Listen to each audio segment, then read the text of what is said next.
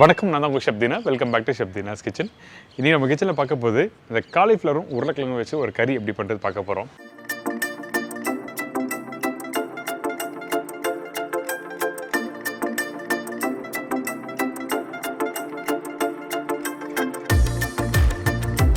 நீங்கள் நார்மலாக வீட்டில் தேங்காய் அரைச்சி ஊற்றிருப்பீங்களே, ஆனால் இன்றைக்கி நம்ம தேங்காய் அரைச்சி ஊற்றும் போது நம்ம என்ன பண்ண போகிறோம் கேட்டோம்னா, இதில் கொஞ்சோண்டு முந்திரி பருப்பு, கொஞ்சம் வேர்க்கடலை, காஞ்ச மிளகாய், அதுக்கப்புறம் தேங்காய், இது எல்லாத்தையும் நல்லா வறுத்துட்டு அதுக்கப்புறம் இது நல்லா ஃபைன் பேஸ்ட்டாக அரைச்சி இதில் யூஸ் பண்ணியிருக்கேன். கண்டிப்பாக உங்களுக்கு எல்லாருக்கும் பிடிக்கும். இந்த ரெசிபி நல்லா ட்ரையாக சாப்பிட்னா இந்த மசாலா அப்படியே சுக்கா ஸ்டைலில் குக் பண்ணி சாப்பிட்லாம். நீங்கள் கொஞ்சம் செமி கிரேவி வேணும்னு வச்சுன்னா அந்த டைமில் சப்பாத்தி, பரோட்டா, தோசை எடுத்துகிட்டு சாப்பிட்றதுக்கு அருமையான ஒரு ரெசிபி. அது மட்டும் இல்லை, இந்த கறியோட உங்களுக்கு இன்னும் ஒரு சூப்பராக ரைஸ் ப்ரிப்பரேஷன் பண்ணியிருக்கேன். அந்த ரைஸ் ப்ரிப்பரேஷன் பேர் என்னென்னா மிளகு சாதம்.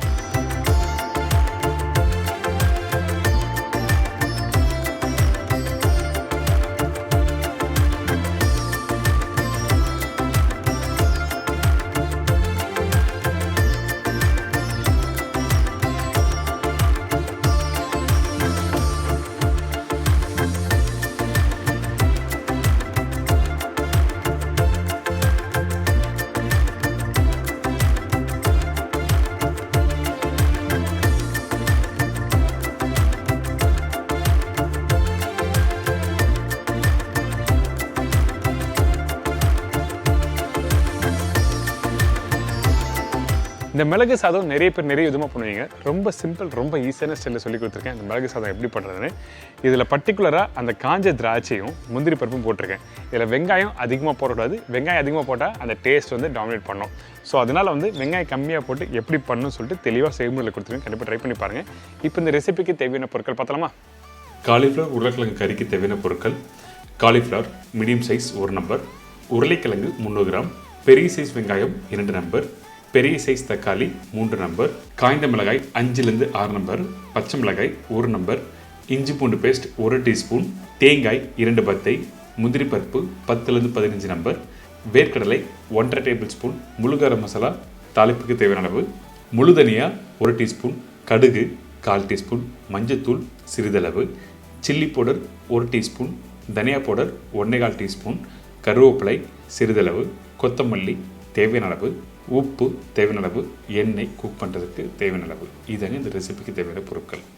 இந்த காலிஃப்ளவர் உருளைக்கிழங்கு கறிக்கு நம்ம என்ன பண்ண போகிறோம்னா, நம்ம கிட்ட இருக்க கொஞ்சம் ஸ்பைசஸை இது எல்லாத்தையும் லைட்டாக வறுத்து அதுக்கப்புறம் அரைச்சி இந்த கறியில் யூஸ் பண்ண போகிறோம். அதனால் ஃபஸ்ட்டு கொஞ்சமாக எண்ணெய் ஊற்றிருக்கேன். அதுக்கு பிறகு முழு கரம் மசாலா, பட்டை, லவங்கம், ஏலக்காய், பிரிஞ்சில் போட்ட பிறகு முழு தனியாக போடுறோம். இந்த முழு தனியாக போட்டோடனே கருவேப்பிலை, காஞ்ச மிளகாய், முந்திரி பருப்பு, வேர்க்கடலை, தேங்காய் இது எல்லாத்தையும் ஒன்றா போட்டு ஸ்லோ ஃப்ளேமில் நல்லா வறுத்துருங்க. அதாவது கொஞ்சம் கோல்டன் ப்ரௌன் கலர் வர வரைக்கும் நல்லா வறுத்துட்டு அதுக்கப்புறம் அரைச்சி இந்த கறியில் யூஸ் பண்ண போகிறோம்.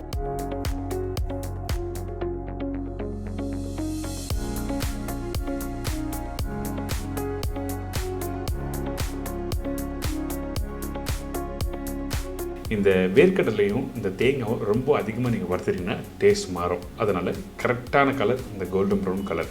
இந்த கலர் வந்தோடனே மிக்ஸி ஜாரில் ஆட் பண்ணி நல்லா ஃபைன் பேஸ்ட்டை அரைச்சணும்.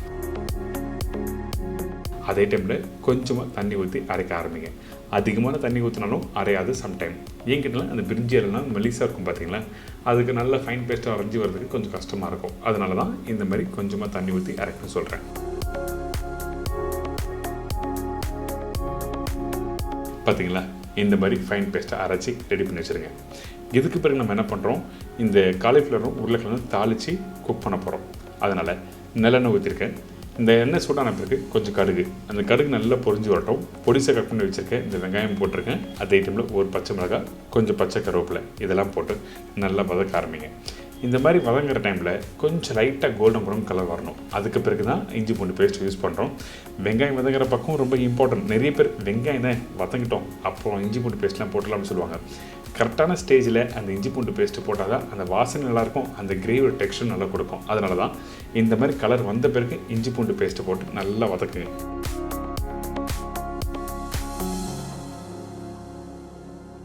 வதங்கி வர டைமில் அரைச்சி வச்சுருக்க தக்காளி பேஸ்ட்டு இதில் ஊற்றுறேன். இந்த தக்காளி 3 நம்பர் தக்காளி சொல்லியிருக்கேன். நல்லா ஃபைன் பேஸ்ட்டாக அரைச்சி இதில் ஊற்றிடுறோம். அதுக்கு பிறகு பவுடர் மசாலா, கொஞ்சம் மஞ்சத்தூள், சில்லி பவுடர், தனியா பவுடர், கொஞ்சம் உப்பு.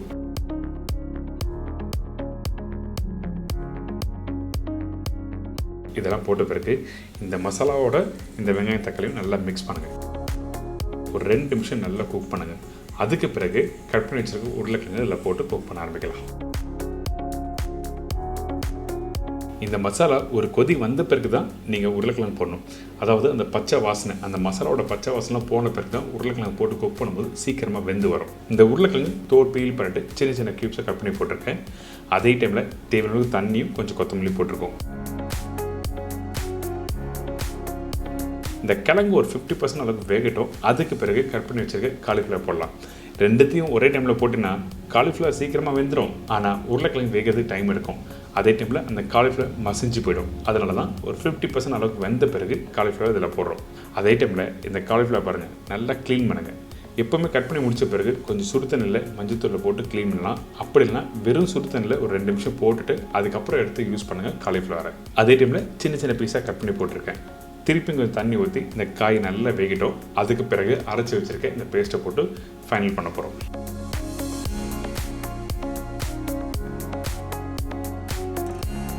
இப்போ ஆல்மோஸ்ட் ரெடி ஆயிடுச்சு. ஒரு ப்ரிப்ரேஷன் பண்ணும்போது எந்த ஸ்டேஜில் எந்த காய்கறியை போடணும், எந்த டைமில் எந்த மசாலா போடணும் அப்படி சொல்லிட்டு புரிஞ்சுட்டு நீங்கள் பண்ணினா ரொம்ப நல்லாயிருக்கும். இப்போ பாருங்கள், இந்த கிழங்கு க்ளோஸ் டு ஒரு 80% அளவுக்கு நல்லா வெந்திருக்கு. இதுக்கு பிறகு தான் இந்த அரைச்சி வச்சுருக்க பேஸ்ட்டு போடுறோம். இந்த காயும் வெல்டன் பண்ணிவிட்டு நீங்கள் பேஸ்ட்டு போட்டிங்கன்னா உங்களுக்கு டெக்ஸ்டர் கொடுக்காது. அதனால தான் 80% அளவுக்கு காய் வெந்த பிறகு நான் அரைச்சி வச்சுருக்க இந்த பேஸ்ட்டை போட்டிருக்கேன். இந்த பேஸ்ட்டை போட்டு நல்லா குக் பண்ண ஆரம்பிங்க. கொஞ்சம் டைம் எடுக்கும், அதாவது குறைஞ்சபட்சம் ஒரு 10 நிமிஷம் டைம் எடுக்கும். இந்த வேர்க்கடலை நான் போட்டு அரைச்சிருக்கோம் பார்த்தீங்களா, இது நல்லா குக் பண்ணாமல் அப்படியே சாப்பிட்டீங்கன்னா உங்களுக்கு சாப்பிட பிடிக்காது. அதனால தான் டைம் விட்டு நீங்கள் நல்லா குக் பண்ணி அதுக்கப்புறம் ஃபினிஷ் பண்ணணும்னு சொல்கிறேன். அதே மாதிரி இந்த ரெசிபி கம்ப்ளீட் பண்ணுறது 2 விதம். நான் வந்து செமி ட்ரையாக பண்ணியிருக்கேன். இதே செமி கிரேவியாக பண்ணிங்கன்னா நீங்கள் சப்பாத்தி தொட்டு சாப்பிட்லாம். இந்த மாதிரி செமி ட்ரையாக பண்ணும்போது ரைஸோடு தொட்டு சாப்பிட்றதுக்கு ரொம்ப அருமையாக இருக்கும். ஸோ இன்றைக்கி இந்த ரெசிபியை உங்களுக்கு பிடிச்ச மாதிரி சொல்லி கொடுத்துருக்கேன். கண்டிப்பாக ட்ரை பண்ணி பாருங்கள்.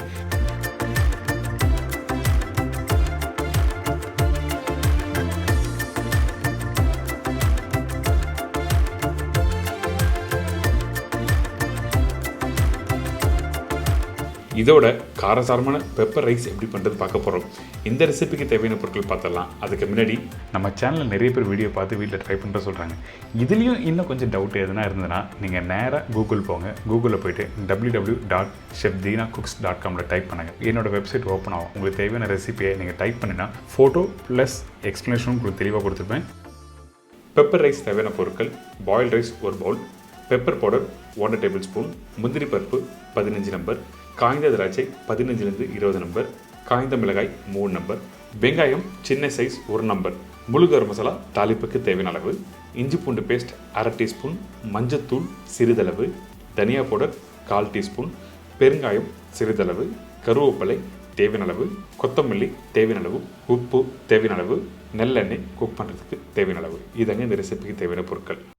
இந்த மிளகு சாதத்துக்கு தாளிப்பு ரொம்ப இம்பார்ட்டன்ட். இப்போ நம்ம என்ன பண்ணுறோம், ஒரு கடாயில் எண்ணெய் ஊற்றிருக்கேன். இந்த எண்ணெய் சூடான பிறகு சோம்பு போடுங்க.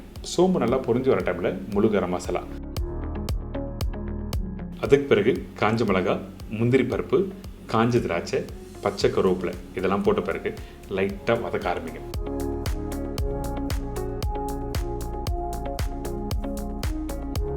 கொஞ்சம் லைட்டாக கலர் மாற ஆரம்பிக்கும் இந்த முந்திரி பருப்பும் காஞ்சி திராட்சையும். அந்த டைமில் பொடிசை கட் பண்ணி வச்சுருக்க வெங்காயம் போடணும்.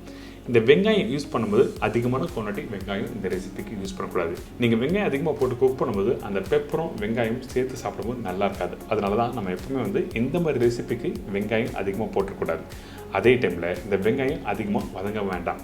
சும்மா லைட்டாக போட்டு ஒரு 2 நிமிஷம் வதக்கிட்டு அதுக்கு பிறகு நம்ம என்ன பண்ணுறோம்னா இஞ்சி பூண்டு பேஸ்ட்டு போடுறோம். அதே டைமில் இந்த இஞ்சி பூண்டு பேஸ்ட்டும் கம்மியாக போடுங்க.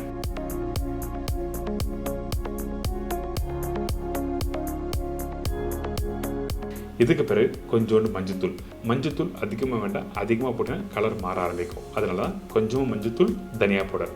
மிளகுத்தூள் யூஸ் பண்ணுறதுல தனியா பவுடர் கண்டிப்பாக இருக்கணும். அதனால தனியாத்தூள் இதில் போட்டிருக்கேன். இதுக்கு பிறகு வேக வச்ச சாதம். இந்த சாதமும் தாளிப்போட போட்டு மிக்ஸ் பண்ண போகிறோம்.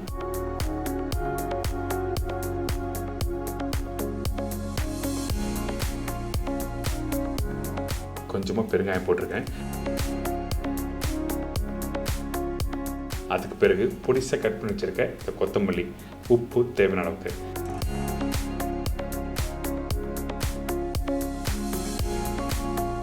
கடைசியாக இந்த மிளகு பவுடர். இந்த மிளகு பவுடர் ஃபைன் பவுடர் அரைக்கலை, ஒரு 90% அளவுக்கு அரைச்சி வச்சுருக்கேன். அந்த பவுடர் இதில் போட்டிருக்கு. காரத்துக்கு ஏற்ற மாதிரி 1/2 டேபிள் ஸ்பூன் கம்மியாகவும் இல்லை அதிகமாகவும் நீங்கள் போட்டுக்கலாம். இதை போட்ட பிறகு இதை நல்லா மிக்ஸ் பண்ணுங்கள். அந்த தாளிப்போட மிக்ஸ் பண்ணிவிட்டு இந்த மிளகுத்தூள் போட்ட பிறகு ரொம்ப நேரம் குக் பண்ணக்கூடாது. அதிகபட்சம் 1 நிமிஷம் குக் பண்ணால் மட்டும் போதும்.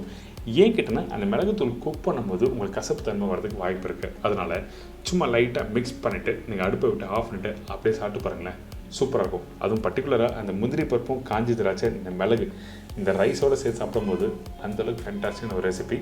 இன்றைக்கி உங்களுக்கு அருமையான 2 ரெசிபி சொல்லி கொடுத்துருக்கேன். கண்டிப்பாக ட்ரை பண்ணி பாருங்கள். அதுவும் பர்டிகுலராக இந்த காம்போவில் பெஸ்ட்டாக இருக்கும்.